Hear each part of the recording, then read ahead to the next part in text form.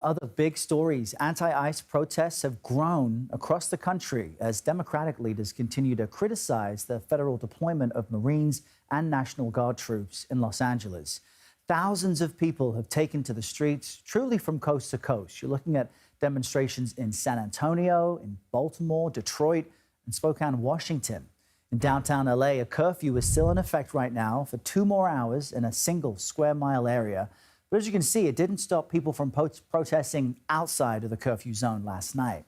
We've got team coverage on this for you this morning. Naomi Ruchim is here in Studio 57 covering the nationwide protests. But let's begin with CBS News correspondent Elise Preston in LA. Once again, good morning to you, Elise. This is the second night of that limited curfew that we've been discussing. Have you seen any, have folks there seen the newly deployed Marines in any visible way yet? Well, not just yet, Errol. Good morning. We do know that several people were arrested when that curfew took effect at 8 p.m. last night. And that was at a nearby park, not too far from here, about a half mile from right outside this federal building downtown. We do know that the curfew, as you mentioned, will be in place until for the next couple of hours. But the mayor says it will stick around for the next several days as long as necessary. They're waiting to see what happens with the federal response here, Errol. And according to witnesses, more immigration raids, the very things that sparked these demonstrations, those raids have taken place across LA. What's new there? Yeah, we do know at least one man was detained outside of a church in Downey, California, which is a predominantly Latino suburb about 12 miles from where we are standing. Church officials say that that man was detained in the parking lot. They don't believe that he was a parishioner of the church, but was a passerby when he was taken.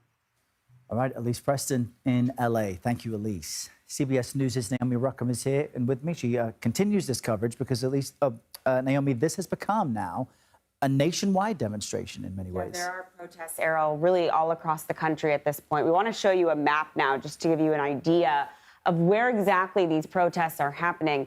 You can see here there were protests really across the country yesterday alone, from California and Washington State all the way to Baltimore, Maryland.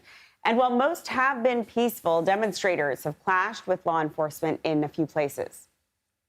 The riot shields at the front. There's about 5 to 6 of riot shields, a group of 10 people. You can see projectiles are currently being thrown at ICE officers.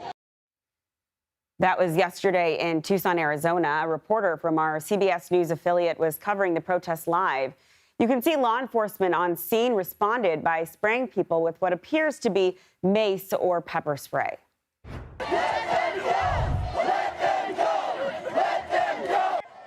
And protesters in Spokane, Washington demanded the release of people arrested by officers on the scene.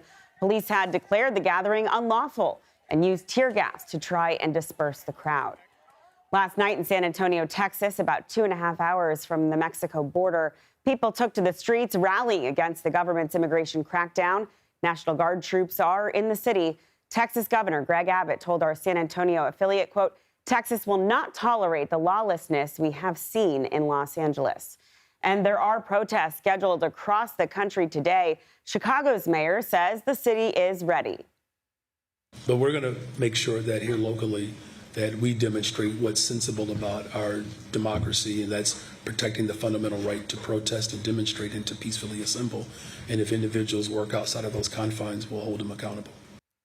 Those protests scheduled for Saturday. Meantime, the fight over the president's deployment of National Guard troops will make it to a courtroom later today.